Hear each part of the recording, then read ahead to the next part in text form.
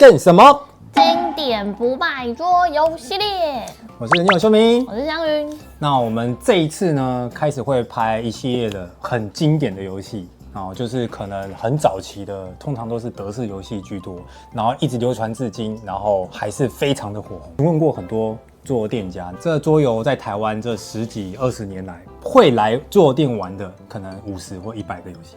你知道吗？你看啊，这个桌游我们介绍这么多桌游，然后桌游一直出，但是其实大部分人要玩，还是说啊，我就是要玩卡坦岛，对，我要玩那个矮人矿坑，玩狼人杀，好，真的就是这些就是一个最经典，它一定就是它跟不管再怎么出，我就是要玩阿瓦隆。好，要玩骆驼大赛。好，没错，一样。那我们今天呢要来介绍这个，也就是一个非常厉害的游戏，这是新天鹅堡，然后历久不衰的招牌，叫做卡坦岛。好，这个你有听过，它也出了非常多的版本。那这一次呢，要来特别介绍这个叫做3D 大合版。我告诉你，只要任何游戏能够出到大合版，它一定很厉害。代表它就是已经一直卖，又卖不够又刷，然后一直不同的 IP 一直出越出越多，然后把它整合成大合版，那才会有这种东西嘛。所以能够出大合版游戏一定不会太差，一定都是热卖好玩的。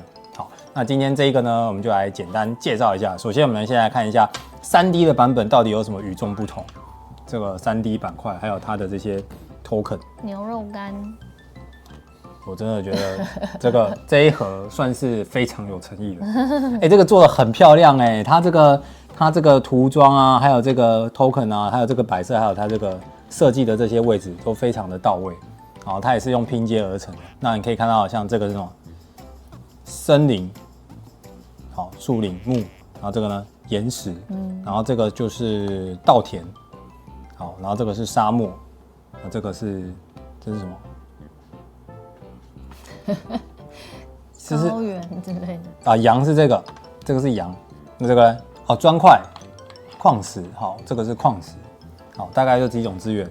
那这游戏呢进程呢其实非常的简单，我们来跟大家讲一下。通常经典游戏一般都是在清册居多，或者是派对游戏，大概都是这个区间。那这个也算是一个清册的游戏，那也算是一款非常入门，然后可以交易，然后又有地图摆放，然后又有骰子的骰运，它结合在一起，所以会有经典，不是没有原因的。那这游戏呢，一开始呢，它地图是有一个说明书，你可以按照那个地图去摆放，包含这些数字。那你摆放完之后呢，那像我们现在就是也可以随机摆放，都没有关系。你可以摆放完之后，那每个人就选一个颜色。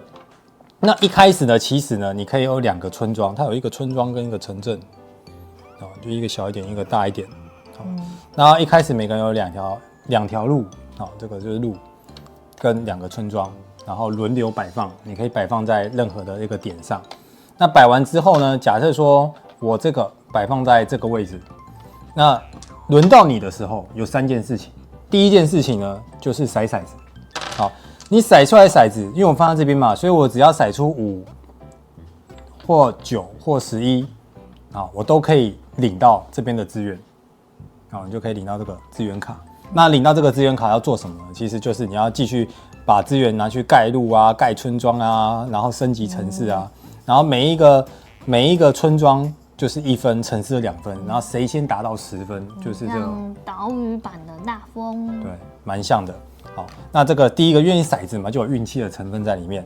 然后第二件事情好玩的就是，当你骰完拿取资源后呢，你可以根据你手上的资源，然后跟别人的资源，然后去做互换，去交易。那当然，交易的流程呢，就看你个人，你也可以，但是不要有那种那个场外的行为。说付钱。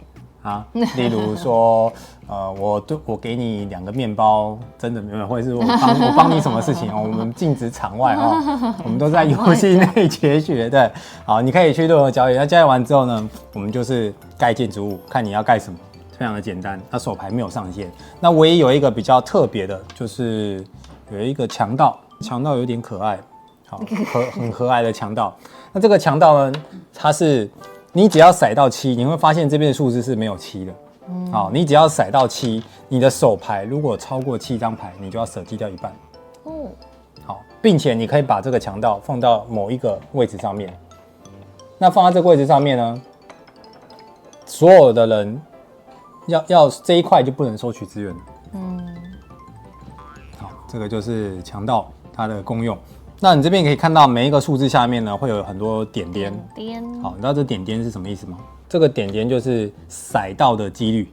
哦，因为我们今天是2颗骰子嘛，所以数字会出现数字1到数字12，所以基本上数字7是最容易出现的。那当然，你6到9就是一个相对的区间。那越往上越往下呢，骰到几率就会越低。好，所以这边就会按照你骰到的几率，然后去想，所以你尽量会去占就是数字点点比较多的那个资源。对，你可以领取相对有可能比较多的资源。好，那再来就是这个旁边这个是岛屿嘛，所以旁边就是有一个海港。那这个海港呢里面都有一艘船，船是给你做贸易使用的。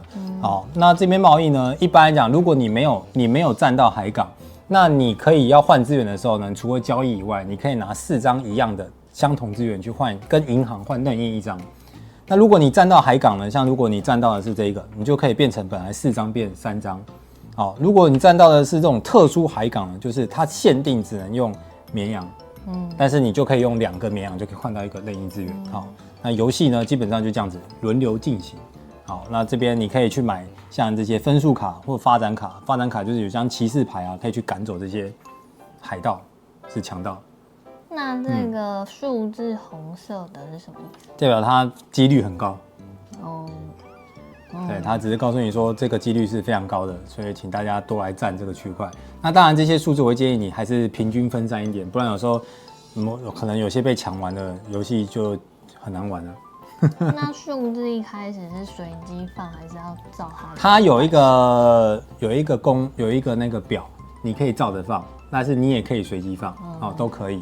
那我们这边再讲一下城镇跟村庄啊，每一个人包含自己的跟别人的不能相连在隔壁，不能例如说2个村庄跟城市相邻，这是不行的。你至少要隔2条路，你才能放一个这样子。那你村庄跟村庄彼此一定要就是相连，你才能放，你不能凭空就是下降一个村庄。